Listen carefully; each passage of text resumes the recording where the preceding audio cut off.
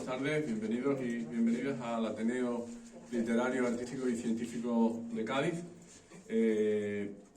Continuamos con el ciclo de lo que son las defensas de los trabajos fin de grado, de los egresados de la universidad que fueron premiados por esta institución, por los expedientes de excelencia. Y en esta ocasión pues tenemos dos nuevas conferencias, dos nuevos trabajos, que son el de Beltrán de la Flor Gandarillas y el de María José Lama Toranzo. Doy la palabra a la directora de la cátedra, la profesora Amelia Rodríguez. Muchas gracias, presidente. Bueno, buenas tardes a todos, y yo también, como directora de la cátedra, quiero darle la bienvenida esta tarde. Es una satisfacción para el Ateneo y para la cátedra el poder celebrar un acto como el de hoy, en el que se pone de manifiesto pues los trabajos de una serie de jóvenes que han sido premiados mediante la cátedra Ateneo Universidad a la excelencia académica. Es decir, no solamente hoy van a presentar su trabajo fin de grado, sino fundamentalmente han sido premiados a través de toda la labor y de toda la actividad que han ido desarrollando a lo largo de su formación académica. Por tanto, enhorabuena y una felicitación para todos los premiados. Ayer tuvimos ocasión de escuchar a tres de los compañeros, que fueron unas presentaciones también excelentes, y hoy pues contamos con otras dos presentaciones. Yo no quiero extenderme más, sino que empecemos directamente con las presentaciones de los trabajos. En primer lugar, dentro del apartado de premiado en ciencia, tenemos a don Beltrán de la Flor Gandarilla, de matemática, que va a hablarnos, versa su trabajo sobre la introducción al estudio de sistemas FAF y distribuciones. Sin más, le damos la palabra y esperemos que nos enteremos más o menos de qué va el tema. Muchas gracias.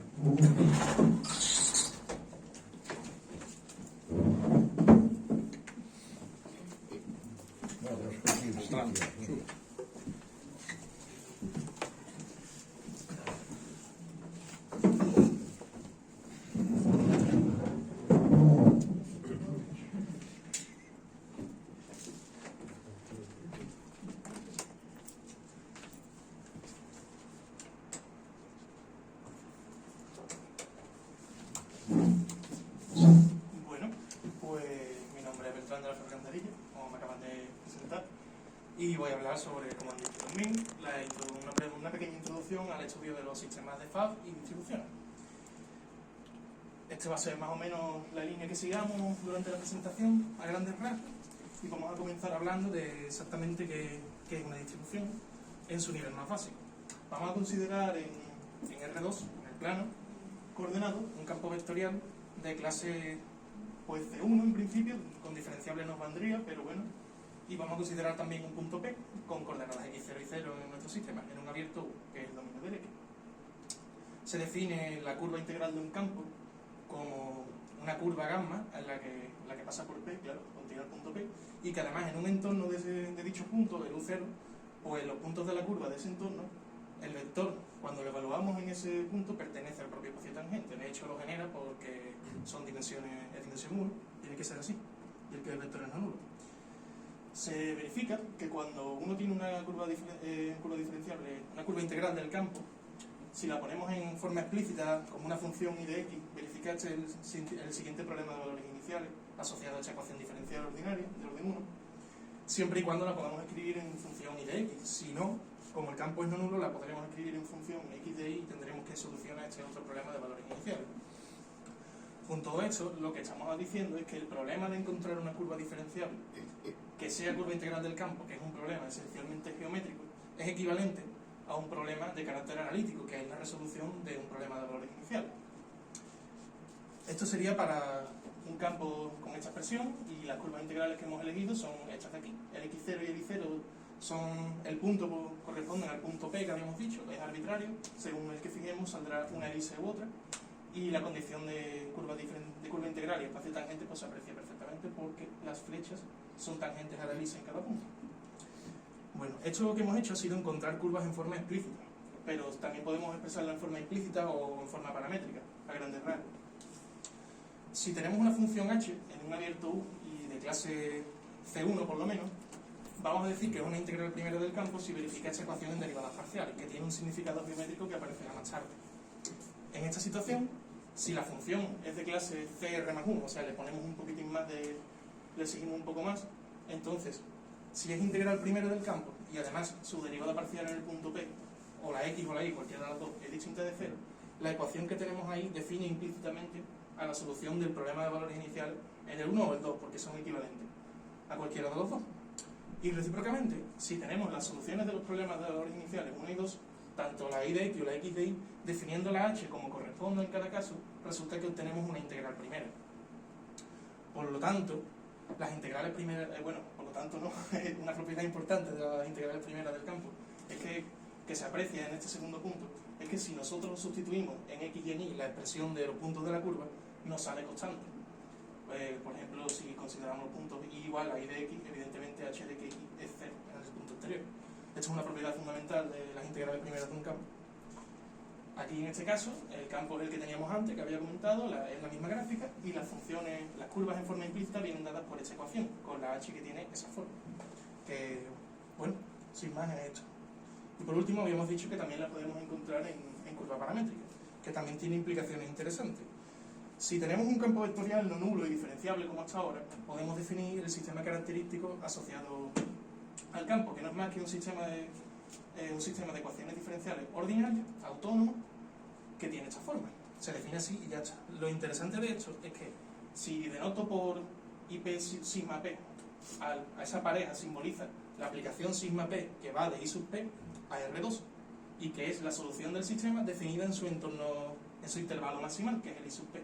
Si hago esto, entonces es una representación paramétrica local de la única curva integral del campo X que pasa por P. El tema de la unicidad nos lo garantizan los teoremas de existencia y unicidad de soluciones de ecuaciones diferenciales ordinarias, que son conocidos, son teoremas clásicos, ¿vale? En el caso este, por ejemplo, la función sigma de P, que depende de T y del punto P, tiene esta forma. El punto P, como dijimos, era el x0 y 0, el intervalo maximal en este caso es R, y la expresión pues es esta que tenemos aquí, que si lo vemos corresponde a una matriz de rotación ligeramente deformada, como es el caso de una elipse. En cuanto al sistema característico de las parejas I sub P, sigma sub P, nos permiten construir un conjunto abierto en un espacio de una dimensión mayor, que es el R3, para incluir el parámetro T, y definir la aplicación flujo, que no es más que esta que vemos en pantalla. La aplicación esta tiene propiedades importantes, entre las cuales se caracteriza por ser diferenciable con la misma clase que el campo en P y con una clase más en T. Y además permite probar el siguiente resultado, que es fundamental porque nos dice que los campos no nulos y diferenciables son esencialmente el mismo, son todos el campo 1, 0, si encontramos un cambio de variable adecuado, que es eso que vemos aquí del difeomorfismo, tal, los abiertos. Esto nos viene a decir que podemos cambiar las variables en las que se expresa el campo de manera que nos salga un campo de norma 1 o un campo constante el que nosotros queramos. Esto nos da una nueva manera de calcular curvas integrales del campo, en cuanto que las curvas integrales del campo 1, 0 son las rectas dadas por i igual a una constante. Si ahora, con la notación del teorema, deshago el cambio de variable, restringiéndome el dominio adecuado, etc., obtengo la curva integral del campo en las variables originales. Esto nos da otra manera más de calcularlo. Pero además, podemos ver de una manera más este problema de encontrar curvas integrales desde otro punto de vista, con un enfoque fundamentalmente algebraico.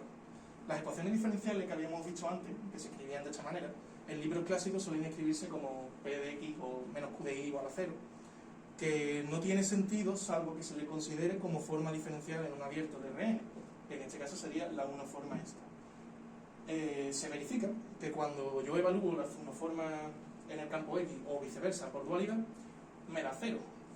Y el conjunto de unoformas que tienen esta propiedad conforma el anulador del campo. Y además tiene la propiedad de estar generado por omega sub x o cualquier múltiplo no nulo de la misma. Con todo, enunciamos en lo que se conoce como problema algebraico asociado al campo, que no es más que encontrar una curva diferenciable gamma que pase por P, es decir, una curva integral, y de manera que cuando tomo una parametrización cualquiera que pasa por T y una omega cualquiera en el anulador, la restricción de omega a esa curva por la parametrización es cero. Esa restricción se hace con la operación pullback por phi, que la leeremos como phi estrella de omega, que es la que aparece ahí.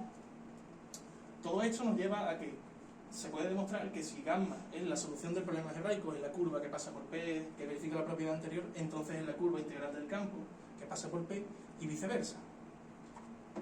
Por último, antes de dejar el caso dos-dimensional, que es el más sencillo, introducimos lo que viene siendo el sistema o la ecuación de Pfaff en este caso, o el Pfaffiano, en dos variables, que no es más que la expresión omega de x igual a 0, que tiene asociada a las ecuaciones diferenciales que habíamos comentado.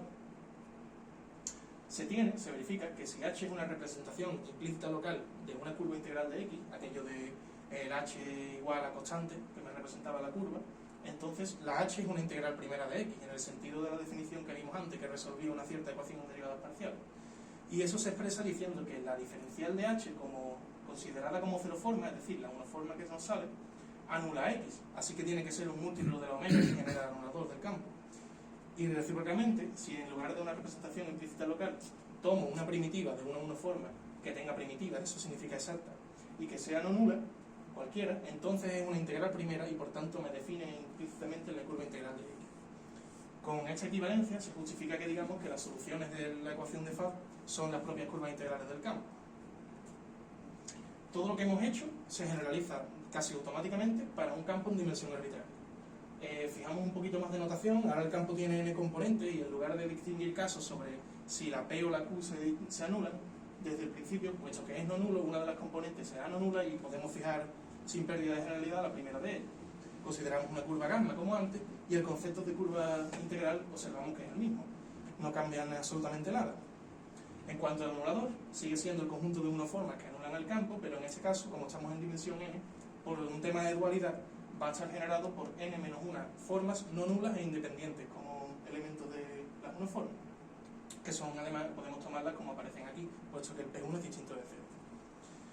Y el problema algebraico, del mismo modo, se enuncia en términos totalmente análogos. Será encontrar una curva integral tal que para cada parametrización que pasa por P y cada omega en el anulador, el pullback de omega por la phi de la parametrización se anula. Por último, vamos a decir que una función es integral primera de x si verifica esa ecuación en derivadas parciales que observamos que generaliza la del caso anterior. Con toda esta notación y todos estos conceptos que hemos venido trayendo, se tiene las siguientes equivalencias que generalizan, como decíamos, a las de un campo R2. Primero, puedo hallar la curva integral del campo X que pasa por P en forma explícita resolviendo este sistema. Las gráficas de las soluciones de este sistema son curvas integrales del campo, definido de esta forma. Del mismo modo, las puedo encontrar en forma implícita. ¿Cómo? Necesito encontrar una función h con n-1 componente, una aplicación que va del abierto U a Rn-1, que sea representación implícita local. ¿Y cómo lo hago?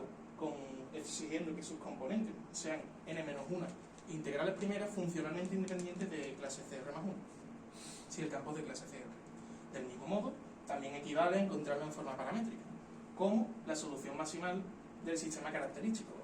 No lo comento aquí en la diapositiva, pero el mismo resultado que teníamos de rectificación de campos en dos dimensiones es evidentemente válido siguiendo la misma demostración que se hace en el caso dos-dimensional, siempre que el campo sea no nulo y recae fuertemente en la noción de flujo de un campo que habíamos definido brevemente y que se generaliza de manera automática. Y por último, hallar la curva integral del campo X también equivale a resolver el problema algebraico asociado que habíamos comentado. En cuanto al sistema de Pfaff en dimensión n, si estamos con un campo y siguiendo un poco la línea anterior, ahora no será una ecuación v de x igual a 0, omega sub x igual a 0, serán n-1 formas y por tanto n-1 ecuaciones que conforman el Pfaffiano. Entonces, en este caso, y de manera totalmente análoga, si tengo una representación implícita local, sus n-1 componentes van a ser elementos, al diferenciarlas de manera exterior como unas formas, elementos del anulador de x. Y recíprocamente, si tengo n-1 primitivas de formas exactas del anulador que son independientes, obtengo una representación implícita local de la curva integral de x, con lo cual puedo decir, igual que antes, que las soluciones del sistema de Pfaff son las propias curvas integrales de x. Y ahora pasamos a un estudio un poco más interesante, que es todo esto que se ocurre para un campo en Rn, parece que se va a generalizar bien al caso de que consideremos dos campos. Lo primero, para considerar dos campos, definimos la noción de campo de plano. En los ejemplos anteriores exigíamos que el campo no fuera nulo, con lo cual generaba en cada punto un espacio vectorial de dimensión 1. Si queremos que dos campos nos generen un espacio de dimensión 2 en cada punto, tenemos que exigírselo porque no hay garantía de que esto ocurra en general. Con todo, se define el concepto de superficie integral del campo de plano como sigue. Si la superficie integral la superficie es una superficie integral del campo de plano que pasa por P, si contiene P, y en un entorno en un entorno de P, para cada punto de ese entorno, el espacio tangente a la superficie en el punto Q lo generan ambos campos evaluados en Q, que como sabemos habíamos exigido que tenía dimensión 2, con lo cual esta definición no tiene problema. También vamos a fijar la notación que vamos a considerar el producto vectorial usual de X y Y, que nos da un campo Z, que de hecho, por propiedades del producto vectorial, nos genera el espacio normal en cada punto, el perpendicular a la superficie, que no es más que el normal, el complemento normal o ortogonal del campo, del espacio que generan X y en Q. Y ahora la pregunta que nos podríamos hacer es, antes siempre tenía existencia y unicidad de superficie integral, porque me respaldaban los teoremas de existencia y unicidad de ecuaciones diferenciales ordinarias, pero es que ahora la cosa es diferente. Para estos dos campos, que además son campos que tienen una expresión algebraicamente sencilla, en un abierto normal, sin mucha historia, resulta que ya no se puede integrar, que ya no podemos asegurar la existencia de superficie integral en ningún punto. Entonces, esto quiere decir que necesitamos imponer algo para que exista. Una primera caracterización de carácter analítico es la siguiente. Si con el campo Z que teníamos antes exigimos que Z3 sea distinto de 0, cosa que se puede hacer porque el Z va a ser no nulo gracias a que X e Y son independientes en cada punto, definimos estas funciones y resulta que si una superficie integral de X y Y se escribe en forma explícita como una función de X y de Y, es decir, de esa manera, entonces esa función es solución de este sistema de ecuaciones en derivadas parciales sobredeterminado. Esto es lo que se conoce como la formulación clásica del teorema de Frobenius. Del mismo modo, si el sistema anterior es compatible, entonces las gráficas de sus soluciones van a ser superficies integrales de la distribución. Pero es que resulta que también podemos caracterizar la existencia de superficies integrales o la integrabilidad de la distribución en términos algebraicos. A ver, lo primero, cuando tengo un punto y a ese punto le asigno el espacio tangente el espacio vectorial que generan dos vectores que forman un campo de plano, a esa aplicación la llamamos distribución y decimos que tiene dimensión 2, puesto que el espacio que asignamos tiene dimensión 2. Y lo representamos de esa manera. Vamos a decir que es involutiva si, cuando los campos vectoriales dichos como derivaciones los conmuto, es decir, el cochete de Lie de dos campos que se llama, pertenece a la propia distribución siempre y cuando esos campos estén en la distribución. Eso quiere decir que son combinaciones lineales de ambos campos a coeficientes de las funciones diferenciables. Y por último vamos a decir que una distribución es totalmente integrable si se escribe como los campos coordenados en ciertas variables. En el caso de que sea totalmente integrable, trivialmente es integrable, puesto que las variedades integrales van a ser las z3 igual a constante. Es un poco como el campo que era el 1, 0 y el espacio, las curvas integrales eran las i igual a constante, el mismo nivel de simplicidad. Esto nos permite probar lo que es el teorema de Frobenius en su versión moderna, que nos dice que una distribución es integrable en P si solo si es involutiva en P, es decir, que estas propiedades se verifican en un entorno de P. Pero además podemos caracterizar la integrabilidad utilizando el anulador de ambos campos, el anulador de X y de Y. Dado el campo Z como antes, definimos la omega esta, que es una uniforme de clase R en el abierto U, como sigue, y resulta que se tiene que por la expresión del producto vectorial usual, al evaluar en X y en Y la omega, me da 0, con lo cual es un elemento del anulador, y puesto que estoy con dos campos en R3, por dualidad el anulador está generado por una única uniforme, con lo cual tenemos este resultado. Y nos permite demostrar que la distribución o el campo de plano sea integrable en P equivale a que Z por su rotacional, producto escalar usual, sea nulo, a que omega por su diferencial exterior sea nula, y a que la diferencial exterior de omega sea el producto exterior de una cierta uniforme de clase 1 menos por la propia omega.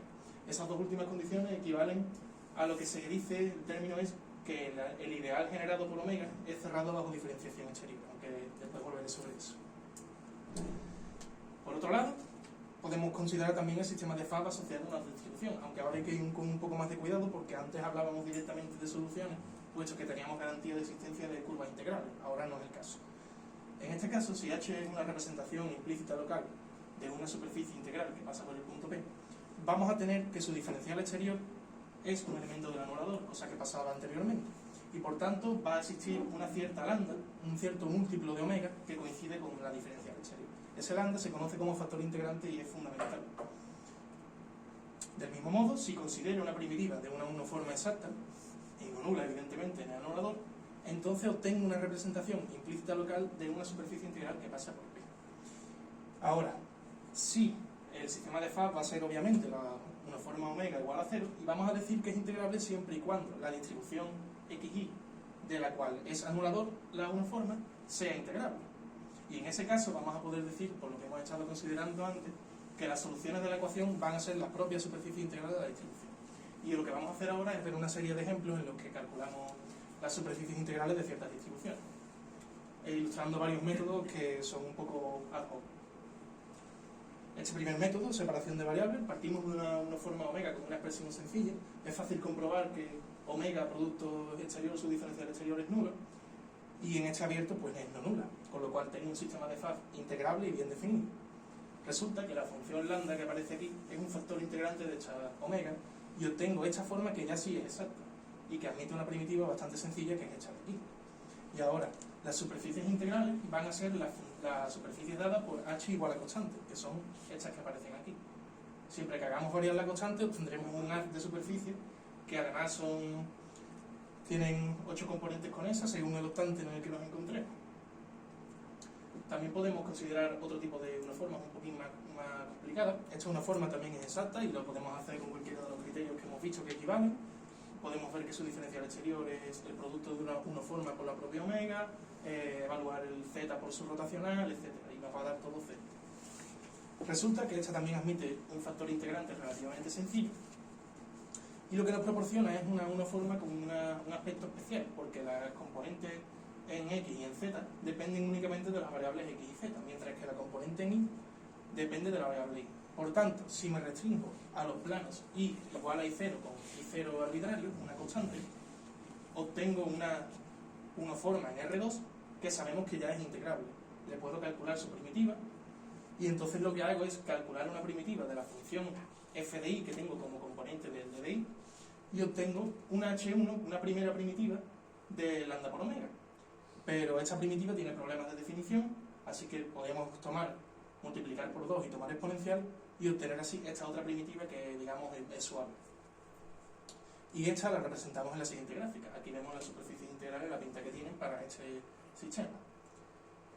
El método que vamos a ver ahora es lo que se conoce como método de Nadal, y creo que es el más geométrico y el más bonito.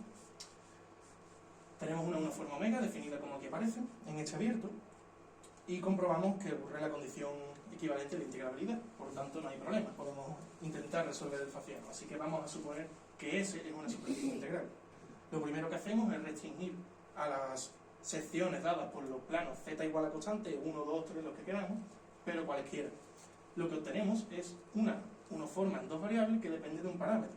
Si la integramos, obtenemos una primitiva que depende de un parámetro, evidentemente, y ahora resulta que las curvas dadas por S intersecada con esos planos vienen dadas en forma implícita, por los resultados que hemos visto anteriormente, por esta primitiva igualada a una constante que depende del propio z0.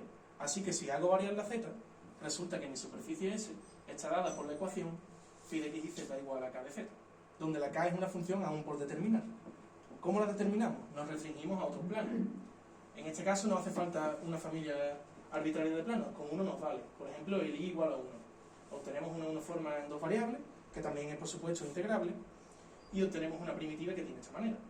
Argumentando como antes, la curva que hemos obtenido se expresa en forma implícita como h de xz, que es la primitiva, igual a una cierta constante. Pero es que además coincide con este otro conjunto, que es el S que habíamos visto antes, que tenía esta pinta, evaluado en y igual a 1.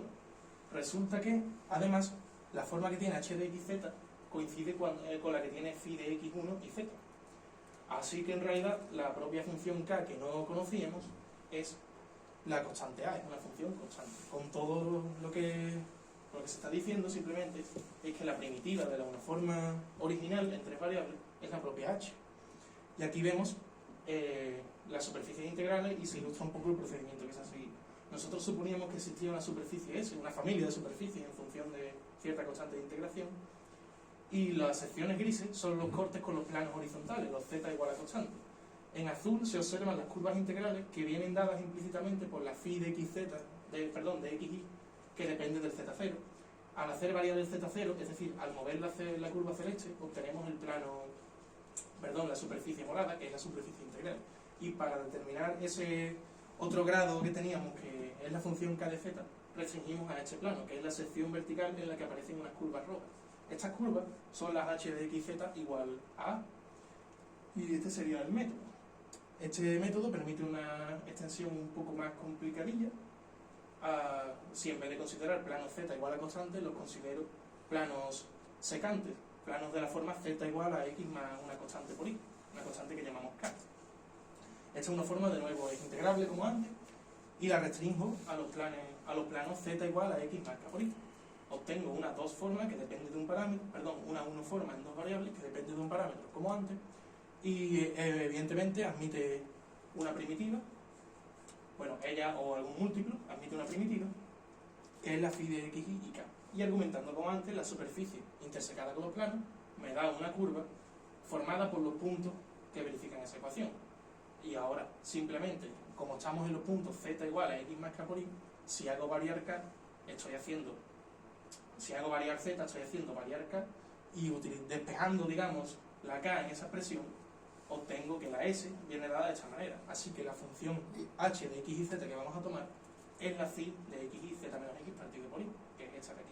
Este método, esta restricción, no vale si la superficie igual a 0 es una superficie integral de la distribución, pero en ese caso lo hubiéramos visto a simple vista, porque la uniforma tendría una forma más sencilla y no hubiéramos requerido de este método. En fin, aquí podemos ver las superficies integrales. De nuevo, los colores simbolizan la misma superficie, tienen dos componentes conexas. Las secciones en gris son los planos z igual a x más k por y, y las curvas en rojo son esas curvas que habíamos dicho antes, que tenían la forma phi de x y k igual a constante.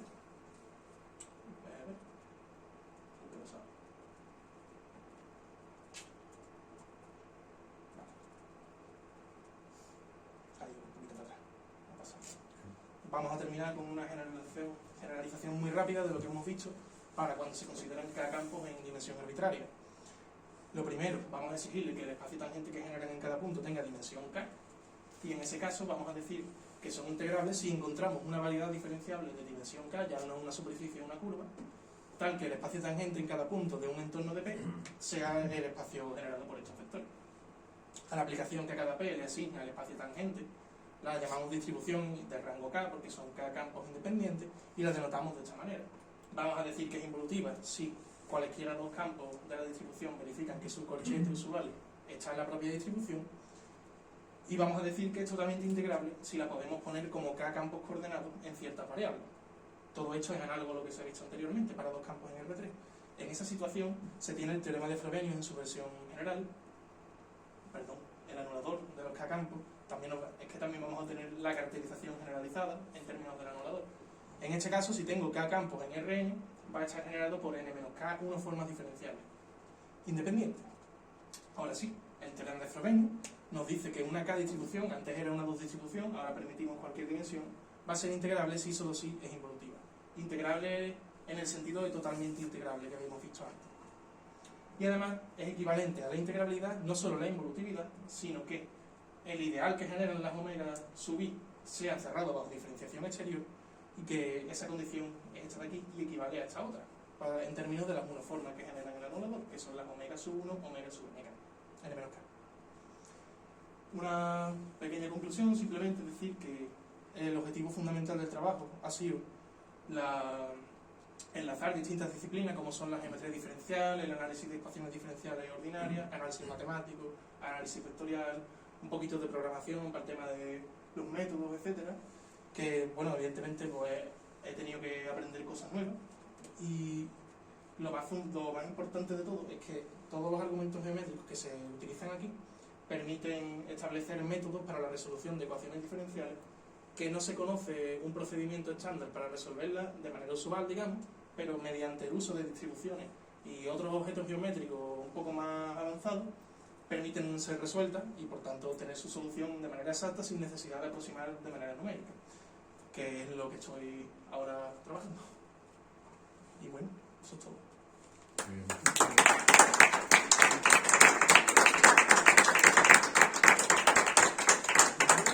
Las preguntas después. Sí.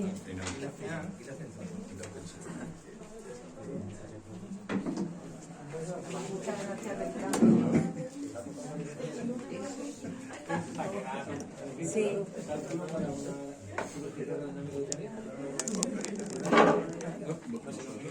Bueno, queremos agradecer a Beltrán su brillante exposición y cuando finalicemos ambas exposiciones tendremos un pequeño coloquio por si alguien quiere hacer alguna pregunta o alguna intervención. ¿De acuerdo?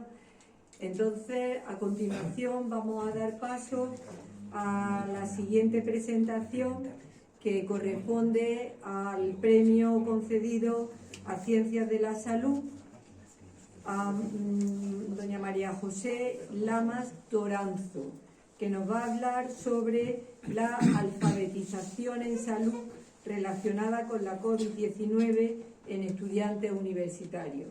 Cuando quieras, María José.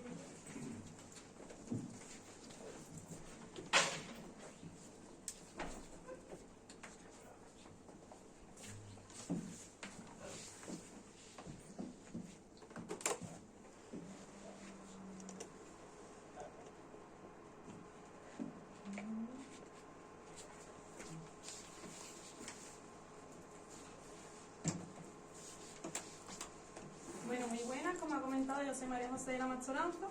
Voy a presentar mi trabajo fin de grado sobre la alfabetización en salud relacionada con la COVID-19 en estudiantes universitarios.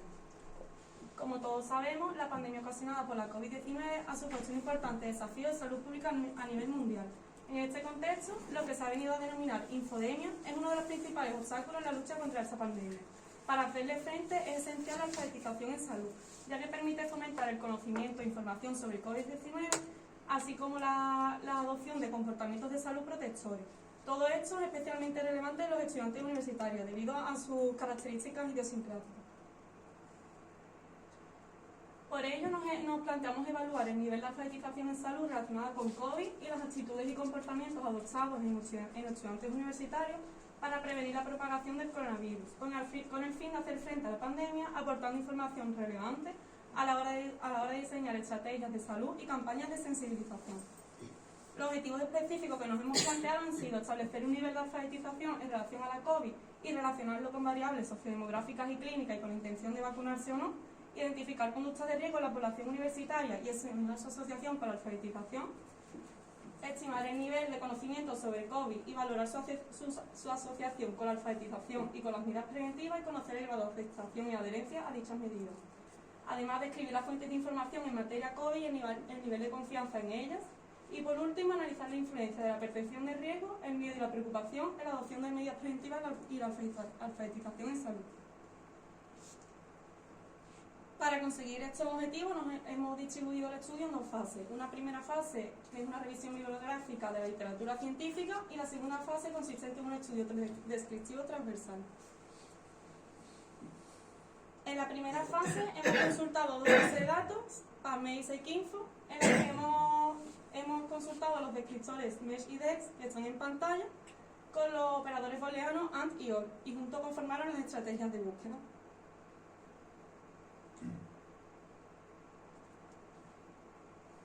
La fase 2 ha sido un estudio descriptivo transversal consistente en una muestra de 499 estudiantes universitarios españoles.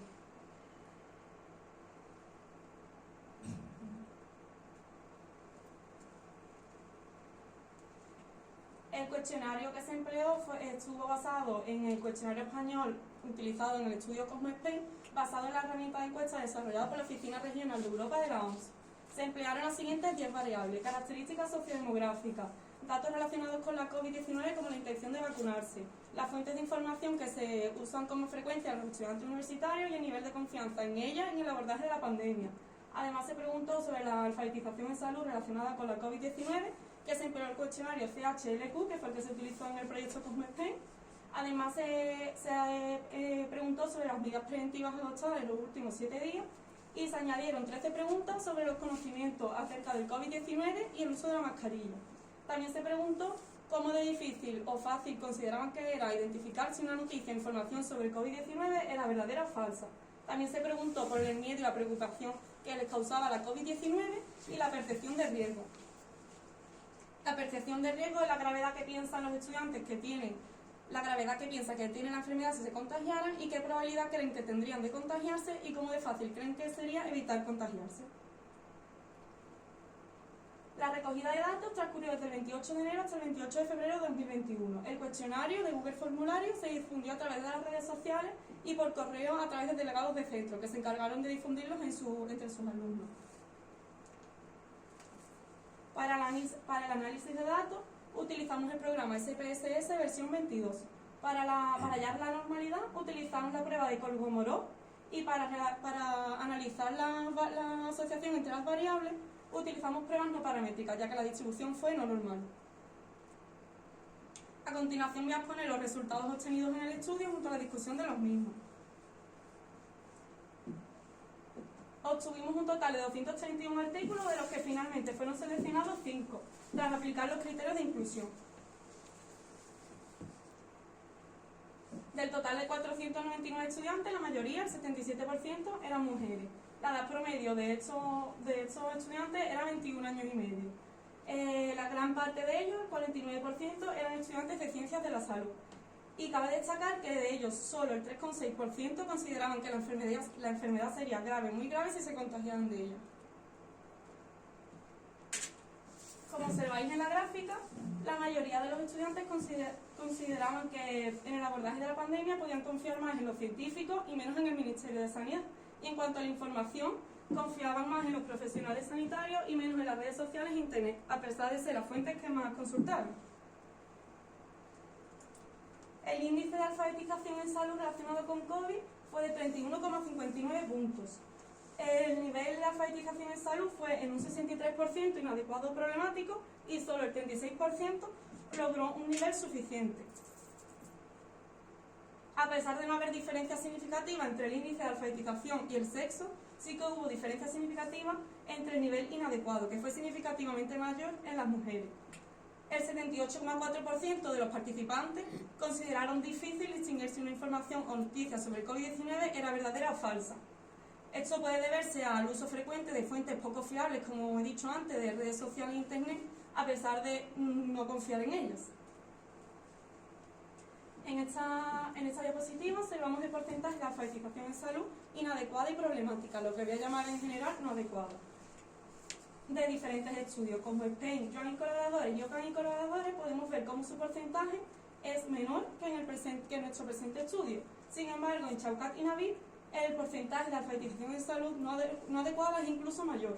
Por tanto, es preocupante este hallazgo, ya que debemos considerar que es una población que tenderá a asumir riesgos. Se ha asociado un nivel de índice de alfabetización en salud significativamente mayor en carreras de ciencias y ciencias de la salud, en estar dispuestos a vacunarse, buscar información frecuentemente en Internet, en el Ministerio y en la OMS, no ir a reuniones sociales o familiares, salir lo menos posible, guardar la distancia física y utilizar la mascarilla siguiendo las recomendaciones. En los resultados obtuvimos que las medidas preventivas fueron adoptadas frecuentemente. Las medidas que más costaron fueron no ir a reuniones sociales, guardar la distancia física, evitar el transporte público y salir lo menos posible. Pero la medida que menos practicaron fue desinfectar superficies. Se piensa que esto puede ser debido al cambio en la información acerca del contagio con el contacto con superficie. En esta diapositiva observamos la diferencia entre la adopción de medidas preventivas en el presente estudio en color rosa y en el estudio de Falcón y colaboradores en color azul. El Falcón y colaboradores es la población general, respecto al nuestro, que es la población universitaria. Podemos observar que en el estudio de Falcón y colaboradores hay menor adopción, a pesar de ser población general. Por tanto, o los estudiantes universitarios mienten, o a pesar de lo contrario a lo que se piensa, son más responsables a la hora de adoptar medidas preventivas. Cabe destacar esta diferencia en quedarse en casa si hay síntomas, evitar el transporte público y no ir a reuniones sociales o familiares. Se ha encontrado una diferencia significativa entre el número de medidas preventivas y un mayor grado de miedo, de preocupación por la COVID y percibir que la enfermedad no sería grave ni probable contagiarse, y además las carreras de ciencias de la salud han adoptado un número significativamente mayor de medidas preventivas. Esto puede deberse a que poseen un mayor conocimiento de salud o por sus vivencias en las prácticas clínicas a consecuencia de la pandemia. El nivel de conocimiento COVID ha sido moderado, de 40 de 13 puntos. Esta puntuación ha sido algo mayor que en el estudio de Joan y colaboradores, que fue en participantes de enfermería concretamente. Esta diferencia puede ser porque el estudio de Joan fue incluso un año antes, entonces por eso esa diferencia en conocimiento. En la mayoría, 90%, tenían conocimientos adecuados en las vías de transmisión, que son estas primeras barras, pero, sin embargo, en superficies contaminadas y contacto físico y transfusión de sangre creían erróneamente que sí que eran fuentes de contagio. En cuanto a la mascarilla, la mayoría tenían conocimientos adecuados sobre su uso y la utilidad. Sin embargo, el 16% no sabían que la mascarilla se usaba para protegerse de ser infectado. No obstante, en el estudio de Cosmo Spain, en la ronda 1, que fue entre julio y agosto de 2020, es decir, casi un año antes, el 30%, casi un 15% más, no sabían esa utilidad. Por tanto, con el paso del tiempo se va adquiriendo ese conocimiento, o los estudiantes universitarios están mejor formados en respecto a salud que la población en general. Se ha encontrado que lavarse las manos con agua y jabón y no ir a reuniones sociales o familiares ha logrado un nivel de conocimiento significativamente mayor. En cuanto a la asociación entre las tres variables principales, medidas preventivas, conocimiento y alfabetización, solo se ha encontrado correlación positiva entre las medidas preventivas y la alfabetización. Esta misma correlación se encontró entre Joan y colaboradores. Y a modo de conclusiones podemos decir que la mayoría de los participantes presentaban un nivel de alfabetización en salud inadecuado o problemático, no adecuado, pero por lo general siguen las medidas preventivas. Las personas que presentaron un mayor índice de alfabetización estaban dispuestos a vacunarse y adoptaban un mayor número de medidas preventivas. Cuanto menos medidas preventivas adoptaban era porque menos miedo y preocupación les causaba la COVID-19 o consideraban que la enfermedad no era probable ni grave contagiarse. Luego, la mayoría usan nuevas tecnologías a pesar de desconfiar de ellas, y el nivel de conocimiento entre los estudiantes universitarios es adecuado. Sin embargo, faltaría información sobre las vías de transmisión. Entonces, sería necesario aportar información al respecto y mejorar la información, la calidad, y divulgar y verificar datos en las redes sociales e internet.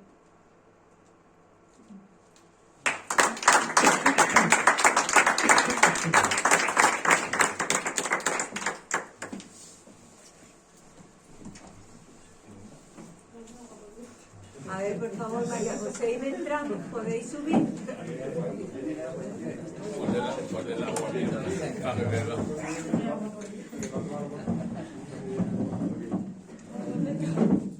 María José, ¿puedes subir? Sentaros. Sentaros, sí, sentaros. Bueno, María José, muchas gracias. Ha sido francamente interesante, clara, y creo que, bueno, de una gran actualidad el tema, puesto que lo estamos todavía sufriendo y padeciendo, y creo que además a mí personalmente como profesora de salud pública pues me ha interesado bastante el tema. Bueno, ahora vamos a abrir un turno de intervenciones por si alguien quiere comentar alguna cosa o hacer algún tipo de pregunta a nuestro premiado. Sí, Serafín, profesor Serafín. Dígame. Te felicito por el conocimiento que tienes tú del tema que tratas, aunque no me enteré de mucho, la verdad. Pero sí vi que la cantidad de complicados que eran factores integrantes de las formas de FAF. Cuando en termodinámica, bueno, ahora te explicaré por qué. A mí la termodinámica que estudiamos con máquinas térmicas de Sadi Carnot, calderas de Rudolf Clausius, nunca me gustó. Pero cuando me enteré que había una forma teórica de las formas diferenciales de Pfaff, entonces el tema me apasionó. Y me apasionó porque, te voy a decir por qué. Una de las formas de llegar, por ejemplo, a la entropía es el incremento, no la de la delta de Q, es inexacta, se podía hacer diferencial exacta con un factor integrante, que es 1 partido por T por la temperatura. Entonces resultaba que ese factor integrante aplicado, no sé si estoy metiendo un rollo yo también. Estoy metiendo un rollo. Ese factor integrante, si a delta Q le aplicas 1 partido por T, pues resulta una forma diferenciable exacta, una función de estado en física, que es la entropía. Y una forma muy bonita de llegar a conceptos un poco complicados mediante las ecuaciones de Pfaff y el teorema que se llama de Kara-Theory, que lo conocerás tú. Esto se puede, hay varios teoremas de Kara-Theory. Bueno, se puede hacer una termodinámica desde un punto de vista teórico muy bonita. David Hilbert, en el siglo pasado, formuló 20 preguntas que sería el problema del siglo venidero. Una de ellas era la axiomatización de la física.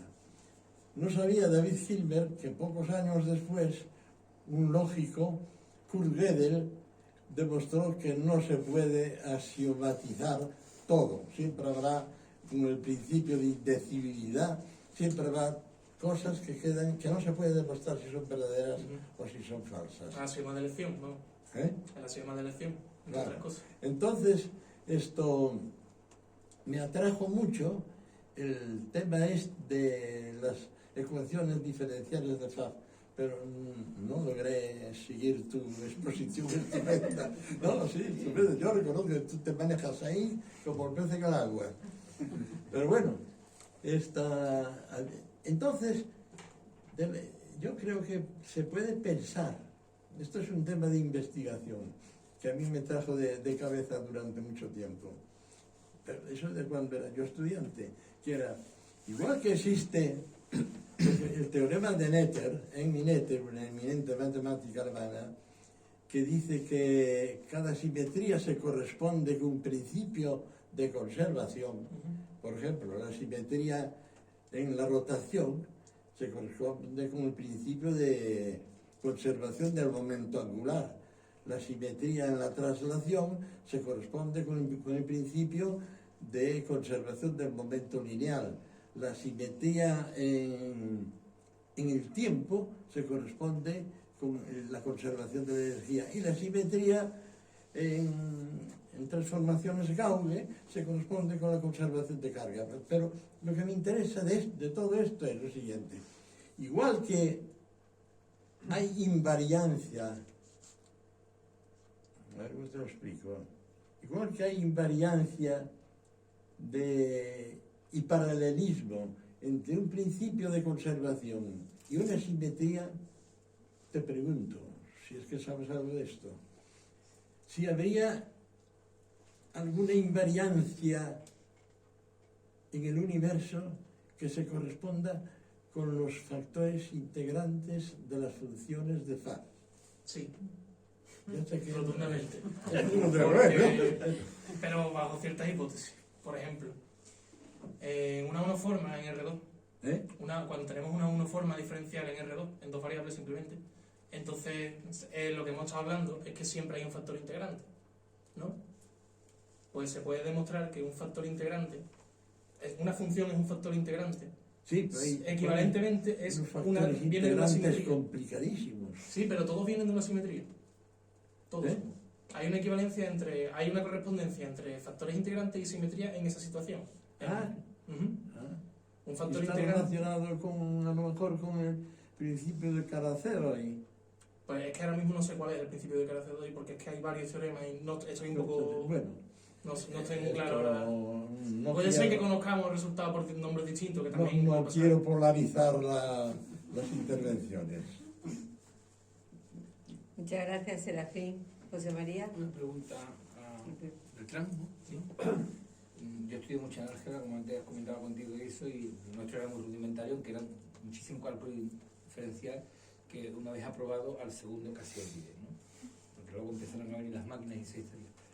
¿Cuál es la aplicación efectiva de estos cálculos matemáticos, por ejemplo, en la visión, por ejemplo, en la construcción, por ejemplo, en una serie de materias que convierten todo este cálculo matemático en formas, como se han visto en las cáscaras, una serie de cáscaras que aparecen, o aparecen parabólicas y hiperbólicas, o aparecen una serie de figuras geométricas que son las que sirven para diseñar naves espaciales, o edificios, o nuestros edificios ahora escultóricos, como los que hacen los arquitectos ahora en curvas enormes. La aplicación inmediata es la resolución de ecuaciones diferenciales ordinarias o en derivadas parciales que no admiten, admiten solución, pero a lo mejor lo que pasa es que no se puede encontrar por los métodos usuales, digamos, lo que a uno le enseñan en una asignatura de ecuaciones diferenciales, en un grado en matemáticas o en física o en ingeniería, y lo que ocurre es que el proceso que hay subyacente detrás es que a la ecuación diferencial se le asocia una distribución de dimensión 1, en una variedad que tiene la dimensión que tenga el orden de la ecuación. Si es una ecuación de orden 1 tendrá dimensión 2, porque tendrá la variable dependiente y la independiente, y entonces si fuera de orden 2 pues tendría también la variable, digamos, de la primera derivada correspondiente. Entonces, si uno encuentra un número suficiente de simetría, que es unos campos vectoriales o una serie de cosas con unas propiedades deseables, si encuentra un número adecuado y además consigue que verifique una propiedad también, vamos, que a ver, hay un método, ¿no?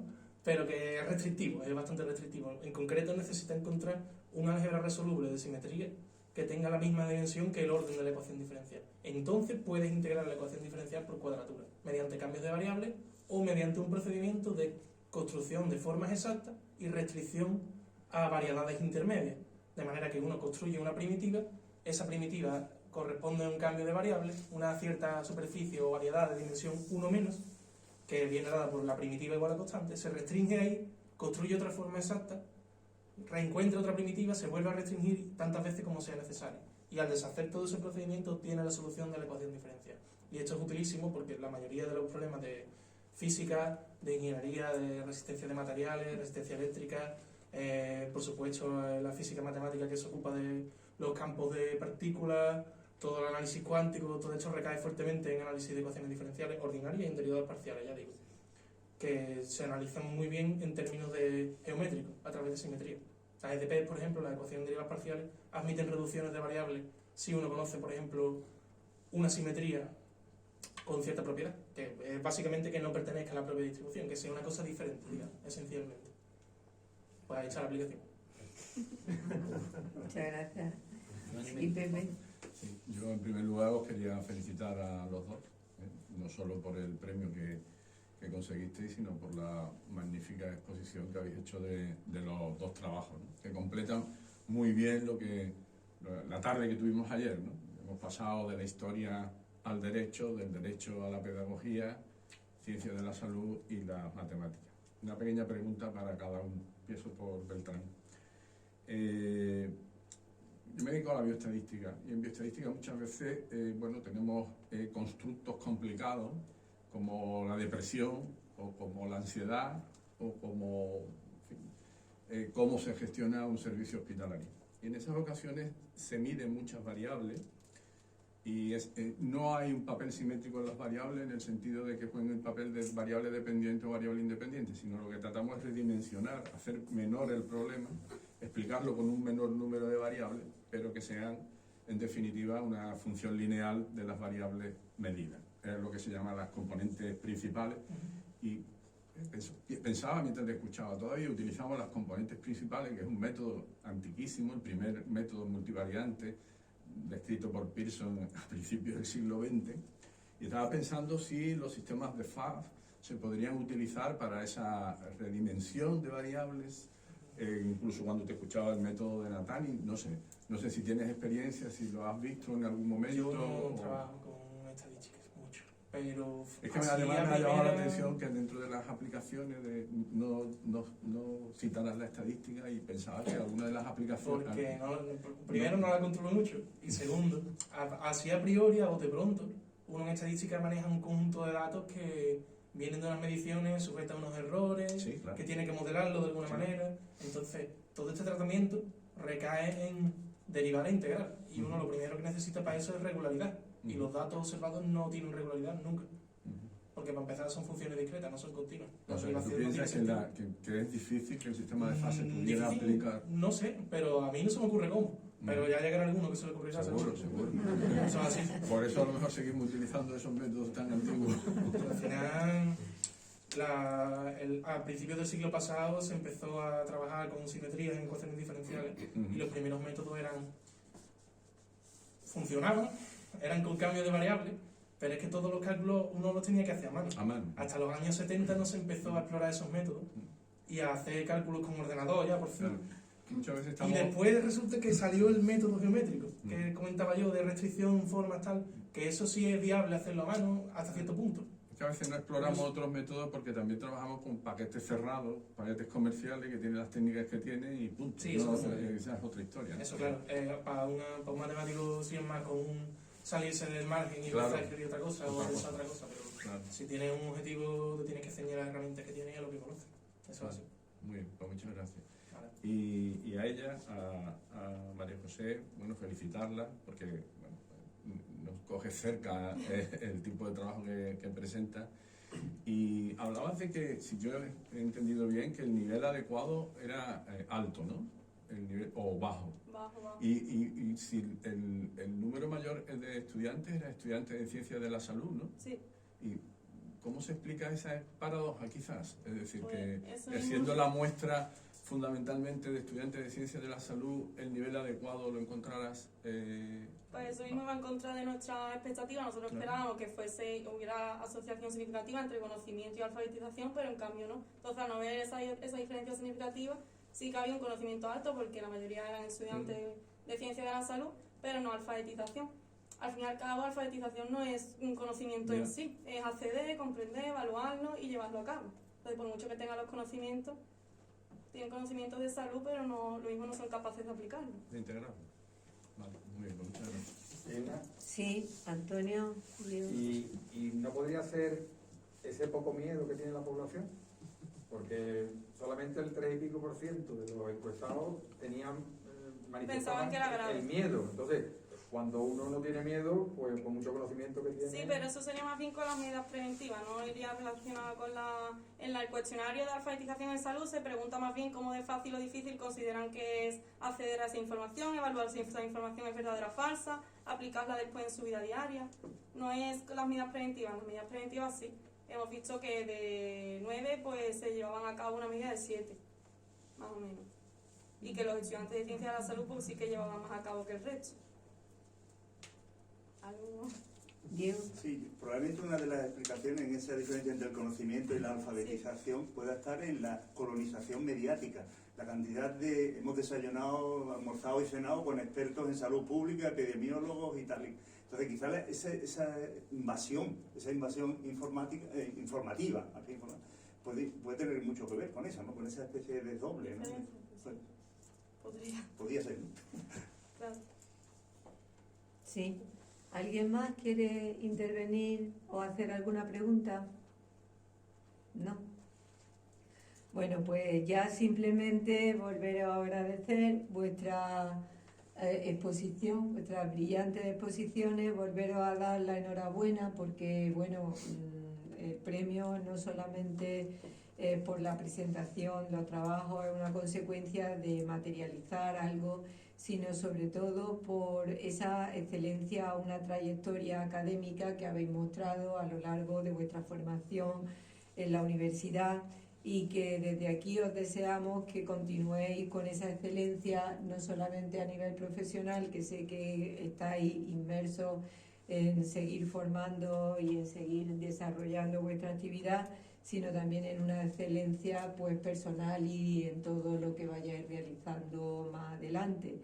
Y animaros a que colaboréis también con el Ateneo en el cual, bueno, pues creo que a través de científicos, literarios, artísticos, con lo cual hay cabida para todas las gamas y todas las especialidades de los premios que se han ido otorgando a lo largo de esta convocatoria y todos estos años, y que creo que, bueno, vosotros tenéis mucho que decir y sobre todo sois el futuro de la ciencia, de las humanidades, de la salud en general. Pues nada, muchas gracias a todos por asistir y lo dicho, enhorabuena de nuevo. La foto. Ahora todos los asistentes, si sois tan amables, subimos para hacernos una foto de familia, ¿vale?